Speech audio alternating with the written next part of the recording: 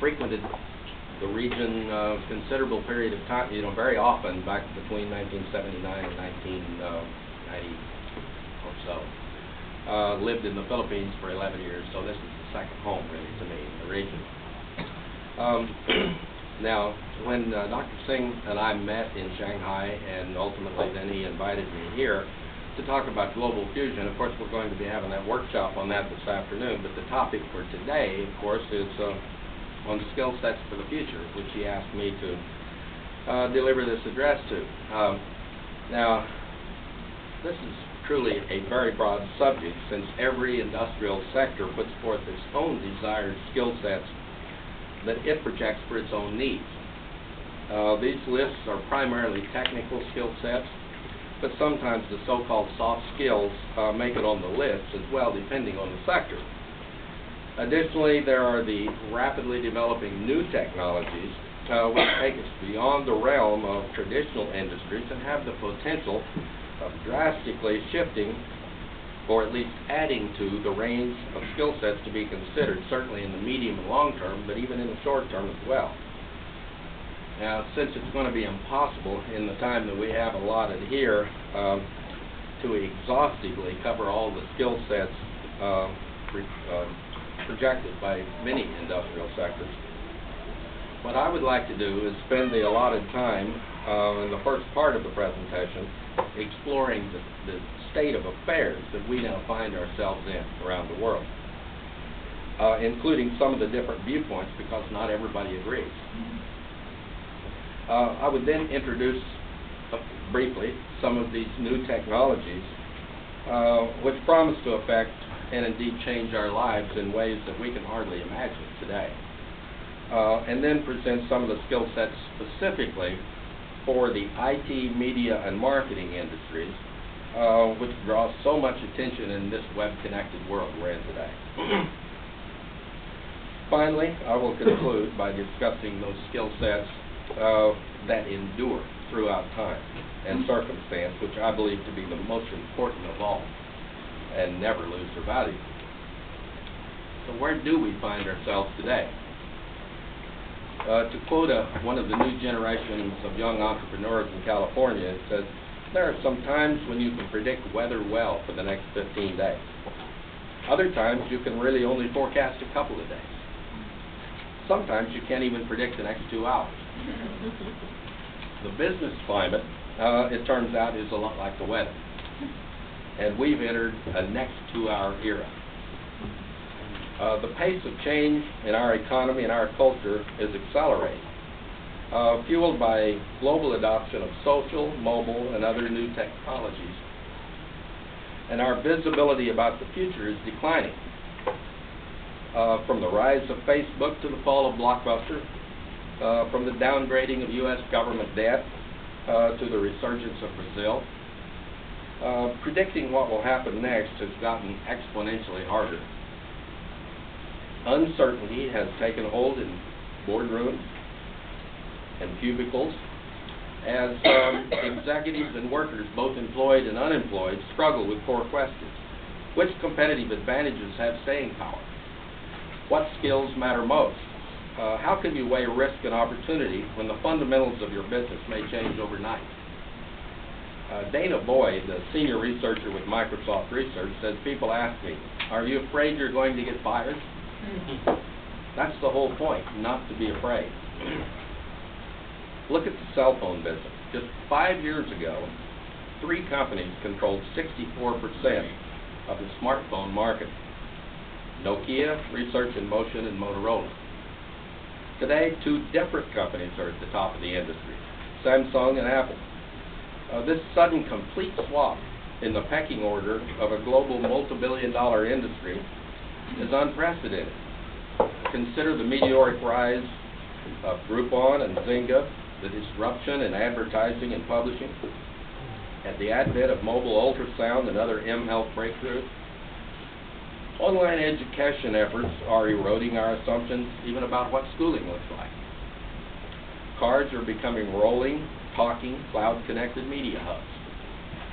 In an age where Twitter and other social media tools play key roles in recasting the political map in the Mideast, where impoverished residents of refugee camps would rather go without food than without their cell phones, where all types of media, from music to TV to movies, are being remade, redefined, defended, and attacked every day in novel ways. There's no question we're in a new world.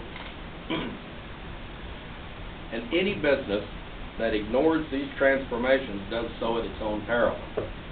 Despite recession, currency crises, and tremors of financial instability, the pace of disruption is charging ahead. The frictionless spread of information and the expansion of personal, corporate, and global networks have plenty of room to run.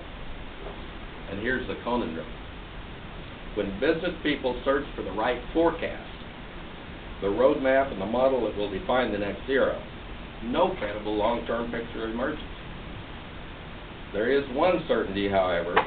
The next decade or two will be defined more by fluidity than by any new settled paradigm.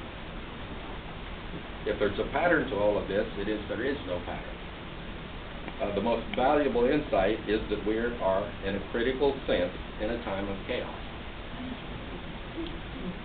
To thrive in this climate requires a whole new approach, because some people will thrive, and they are the members of what some are now calling Generation Flux. You know, we tend to call generations X, Y, Z, etc., and this is being termed again by some Generation Flux. This is less a demographic designation than a psychographic.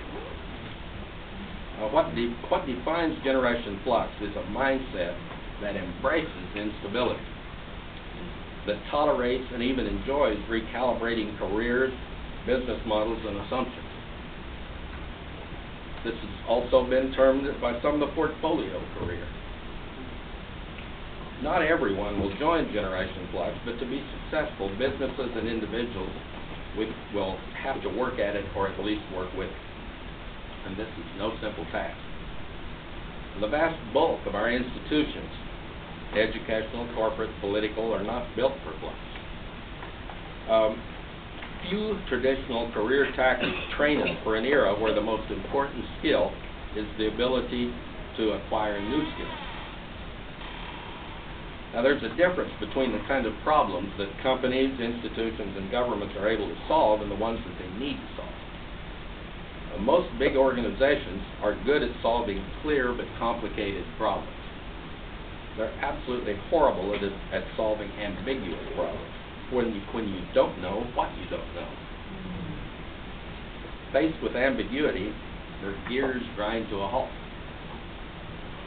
Now, you don't have to be a jack of all trades to flourish in the age of flux, but you do need to be open-minded. In a world of flux, what succeeds for one industry or company doesn't necessarily work for another. And even if it does, it may not work for long. One reason Facebook has thrived is that it continually changes. Users and pundits routinely carp about new features or designs. But this is the way Facebook has been from its inception, including the critical decision in 2006 to open its doors to those not in college. Mark Zuckerberg knows that if he doesn't keep Facebook moving, others will come after him. Steve Jobs applied a similar approach at Apple. He disrupted his own business in dozens of ways, from refusing to make some products compatible with old operating systems, to dumping the iPod's successful track wheel to embrace touchscreens ahead of everyone else. Just because a specific tactic worked for Apple doesn't mean it's right for your business. Maybe the world's best marshmallow maker just needs to keep running out the best marshmallows, even if it should have its own Facebook page or Twitter feed. Now, every enterprise needs to find and evolve the structure, system, and culture that best allows it to stay competitive as its specific market shifts. Business leaders need to be creative, adaptive, and focused in their techniques, staffing, and philosophy. The entire world of business is now in a constant state of agile development. New releases are constant. tweaks, upgrades, and course corrections take place on the fly. There is no status quo, there's only a process of change. But if your business is primed to be adaptable, flexible, and prepared for any shift in the economy, isn't it also primed to be whipsawed by the constant change? The key is to be clear about your business mission. In a world of flux, this becomes more important than ever.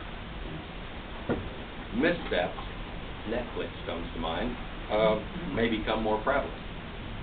And over time, we'll become more forgiving as a result of these missteps. That will encourage even greater embrace of innovation by businesses as the costs of failure decline. And in the process, flux will destabilize and energize our economy even more. So what are some of the lessons we get from exploring the flux phenomenon? One, our institutions typically are out of date. The long career, some say, is dead. Okay? Any quest for solid rules is pointless since we'll be constantly rethinking them. You can't rely on an established business model or a corporate ladder to point your way. Silos between industries are breaking down. Anything settled is vulnerable. Put this way, the chaos ahead sounds pretty grim, but its corollary is profound, and this is the moment for an explosion of opportunity. There for the taking by those prepared to embrace the change. Now, we've been brought through a version of this before. This is really nothing new in many ways. Okay, at the turn of the 20th century, as cities grew to be the centers of American culture, using America as an example here, those accustomed to the agrarian clock of sunrise, sunset, and the pace of the growing season were forced to learn the faster ways of the urban manufacturing world. There was widespread uneasiness about the future, about what a job would be, what a community would be. Fringe political groups and popular movements gave expression to their anxiety. Yet from those days of ambiguity emerged a century of tremendous progress. Sound familiar? Today we face a similar transition, this time born of technology and globalization, an unhinging of the expected, from employment to markets to corporate leadership.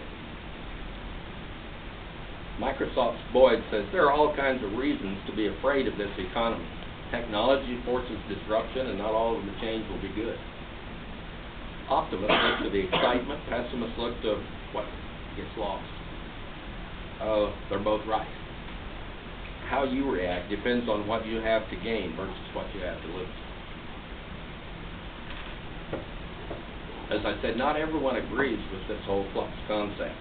And in looking at a lot of the comments, it kind of boiled some of them down to kind of this response.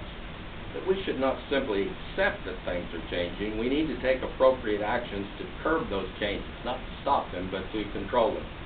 And retain employees, otherwise we will end up with just a jack-of-all-trades society with no masters. The problem is not just that people are changing, the problem is that employees are demanding more from their employers, and the demand is not always being satisfied. If you look at the turnover rates at the best companies to work for, you'll find that people aren't busy. Take a company like Google that hires some of the best talent in the industry, their turnover rate is nearly zero. Okay, the generation flux theory argues that people are leaving often just for the sake of leaving, changing careers, hopping from one thing to another. But if so, how do you explain the Google phenomenon? Okay.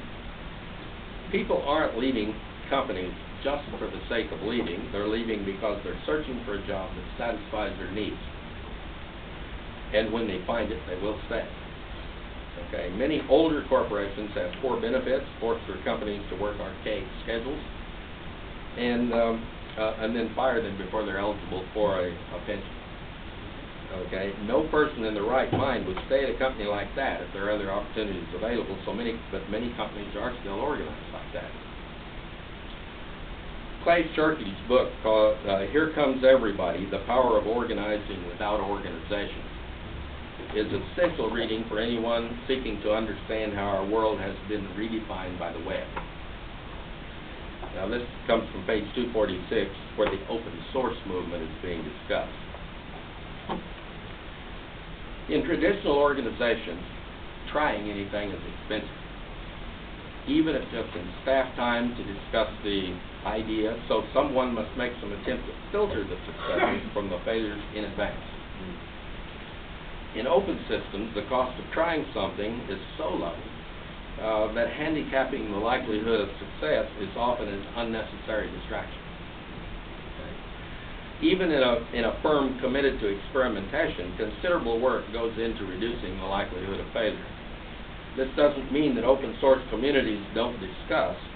On the contrary, they have more discussions than in managed production because no one's in a position to compel work on a particular project. Open systems, by reducing the cost of failure, enable their participants to fail like crazy, building on successes as they go. Now this is a game changer for your business. Using digital communications tools allows you to try out everything and see what sticks. Okay? It allows you to embrace failure at minimal or even zero cost. Technology enables you to open source parts of your business. The most successful people and organizations fail far more than they succeed. You just hear about the successes. Okay?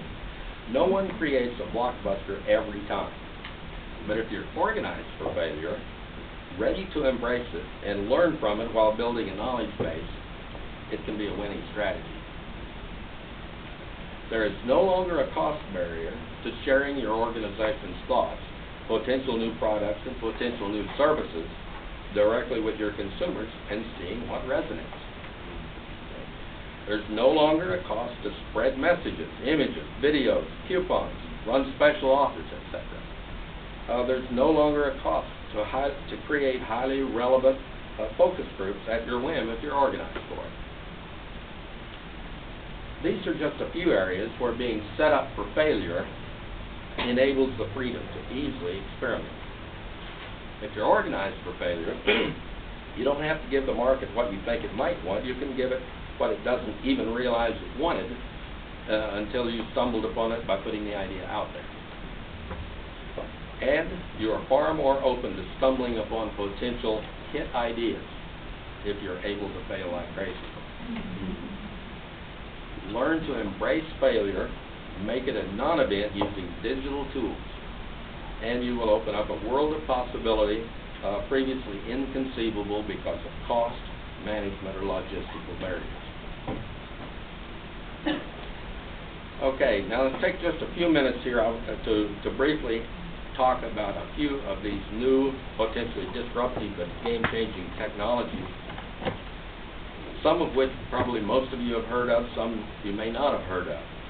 And the first one I'm going to talk about is 3D printing. I don't know how many of you are familiar with 3D printing. 3D printers create real solid objects from digital data by building them up in layers. The first 3D printer was created in 1984, and since that time, various 3D printing technologies have been used in industry, mainly to create rapid prototypes and mold masters. However, today's 3D printers are also starting to be used in the direct digital manufacturing of end-use components and final products.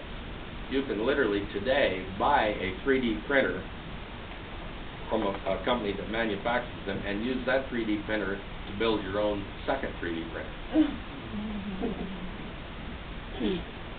You can start to see the implications of that, where they're literally talking about now, like I don't know if you have this one here, but in the U.S. we go to Kinko's for printing, instant printing, and all of that sort of thing.